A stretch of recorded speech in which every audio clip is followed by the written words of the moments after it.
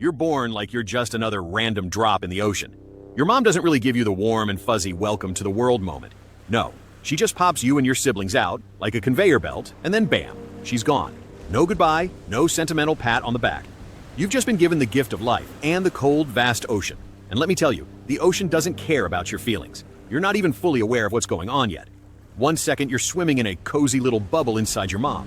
And the next thing you know, you're floating in the big, wide world, trying to figure out which way is up. And guess what?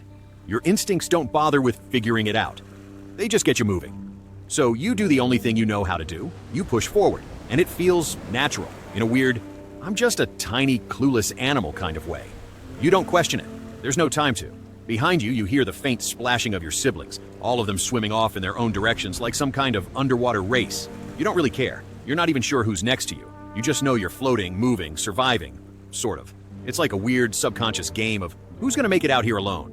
And then, when you're a little further out, you notice something. The ocean is colder than you thought it would be. Like, it's near freezing and you should be feeling it, right? But no, you're built differently. Your skin's got some high-tech magic. Okay, not magic, but some chemicals that keep you warm, like nature's own little winter jacket. Still, you're not sure if that's enough to survive this icy wilderness for long. The weird thing is, you're not in a rush. There's no one chasing you, and there's no need to speed up.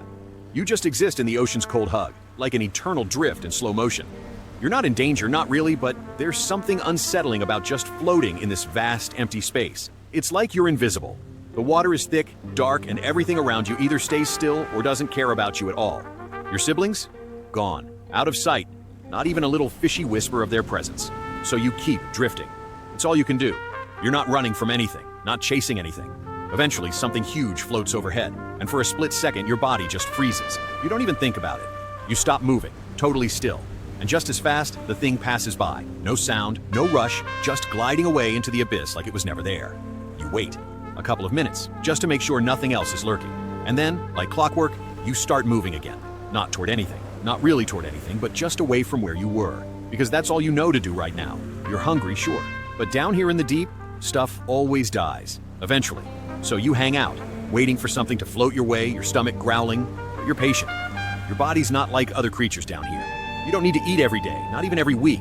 You're built to take it slow, like a slow cooker that doesn't need much heat. A couple of weeks pass. You're sinking deeper now, a few hundred meters down where the sunlight has long given up. At this depth, it's pitch black, and your body feels like it's in its natural habitat.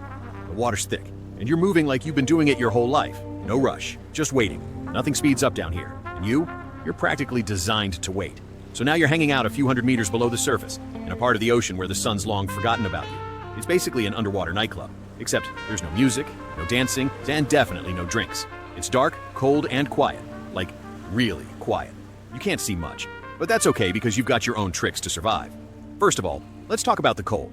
Normally, the freezing temperatures would totally shut down most creatures, but not you. Your body's got some kind of built-in heat shield. It's not like you've got a heated wetsuit on, but there are chemicals in your skin, keeping you cozy while the world around you is freezing its butt off. Sure, you might not exactly be toasty, but at least you're not shivering in the corner, right? It's all part of the deal when you're built for the deep end. But let's get one thing straight. You're not some super-powered fish speeding around like a jet ski. No, that's not you. You're more of a slow, methodical type. You're not in a race with anyone. You just exist. Everything here is a crawl. There's nothing pushing you to go faster. No predators breathing down your neck, no food to chase. You're in this neutral zone, floating in the ocean like the slowest of all slow-motion films. It's like this. Imagine a traffic jam. But instead of being stuck in a car, you're stuck in the ocean. You're not in danger, not exactly, but you're also not exactly safe. It's this weird in-between state where you're just drifting, waiting, and hoping something happens. But what if it doesn't? What if the world just forgets about you? You know how people say that the ocean is alive? That it has its own heartbeat? Yeah, right. All you know is the silence. There's nothing moving around you. You're practically invisible down here. No one cares about you. Your siblings? Gone.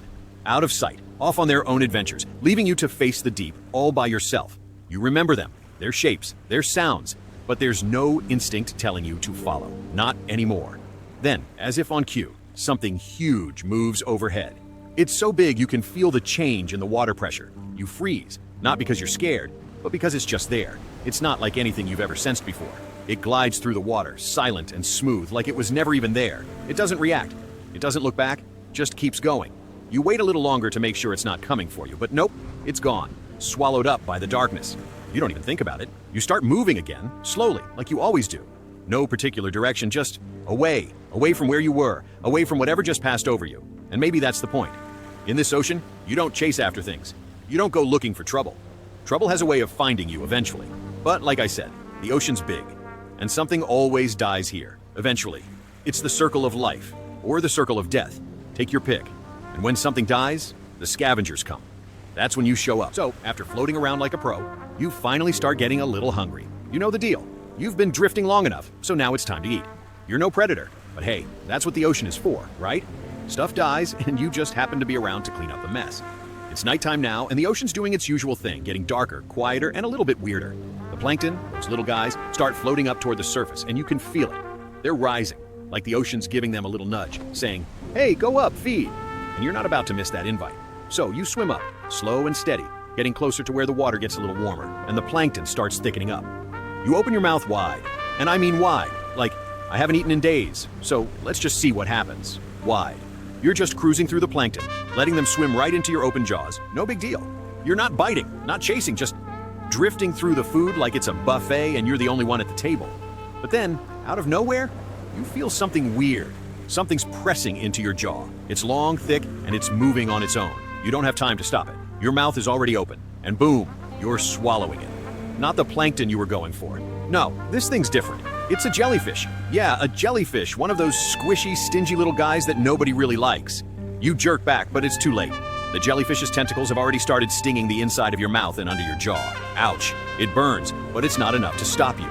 You keep swimming away, but your body's starting to lose its flow. You're diving down into the dark, trying to shake it off, but your body's spinning, your tail flicking aimlessly. The jellyfish sting fades after a while, but now you're just off course. You don't eat that night. The sting is enough to mess with you, and besides, you don't want to risk getting stung again. The ocean can keep its jellyfish buffet for now. You take a little break, hang out in the deeper waters, and wait it out. You've got all the time in the world. You're not in a rush. You'll eat when you're ready. The next night, you try again. A little more cautious this time. You're not as reckless. You stay near the edges of the plankton bloom, your mouth open just wide enough to get a good haul but not wide enough to accidentally suck in anything that's not food. This time, you're smarter. You glide through the swarm, avoiding the big, floaty guys that might sting you. You're not here for that drama. And guess what? It works. You eat. Finally, you get your fill and it feels good. Like you've won a little battle. The ocean's full of surprises, but for once, you're winning. At 5 years old, you're starting to get bigger. Not huge, but bigger. You're just under 4 meters long now, gliding through the water with your mouth open like always, just soaking up whatever the ocean has to offer. Feeding's easy now, or at least it's supposed to be. You know where the plankton will be. You know how to swim. And you know what you're doing. But the thing is, even when you know what you're doing, the ocean's always got a way of throwing curveballs. And here it comes. You feel it before you see it. A shift in the water. Not like a normal current. No, this is something else. The pressure changes. The water starts shaking, not with a pulse, but in these long, rolling thuds. You turn your head slowly, trying to figure out what's going on. And then, boom, you see them. 3 massive shapes coming straight for you, moving like a well-oiled machine, all spaced out perfectly. Sperm whales. Big. Powerful. And they're not looking for food. They're looking for you. One drops beneath you, sinking low like it's laying down a trap. Another one moves to your left, blocking your escape route. And the third, it's rising above your head, cutting off any chance of going up. It's like the ocean's playing a game and you're the target. You try to hold your ground, but it's useless. The pressure's building up and you're getting pushed around. Then, out of nowhere, the middle whale charges. It doesn't aim for your head or your tail. Nah, it just brushes past you. But the tail, that swings right into your side.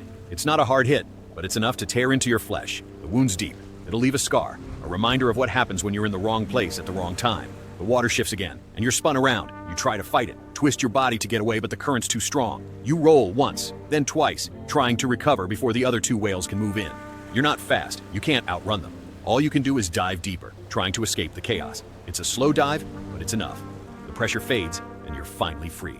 For a minute, the water's calm again, and the pounding in your side fades to a dull throb. You don't look back. You don't need to. The sperm whales have already moved on, doing whatever they do, and you're left to keep swimming in silence. No one's chasing you now. No one's pushing you around. But you know what? You can't afford to be too relieved. You're 400 years old now. You've seen more than most, survived things that would have taken out any normal creature. But out here in the ocean, survival's a constant game of luck.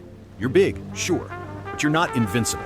And one day, someone bigger and faster will come for you, just like the whales. That's how it goes down here. And as you keep swimming, you realize something. Life, down here, is a mix of survival and waiting. Waiting for the next shift, the next change in the water. You're always moving, always looking for food, always trying to stay ahead of whatever might be lurking behind you. It's the cycle. You live, you feed, you survive. Until one day, you don't.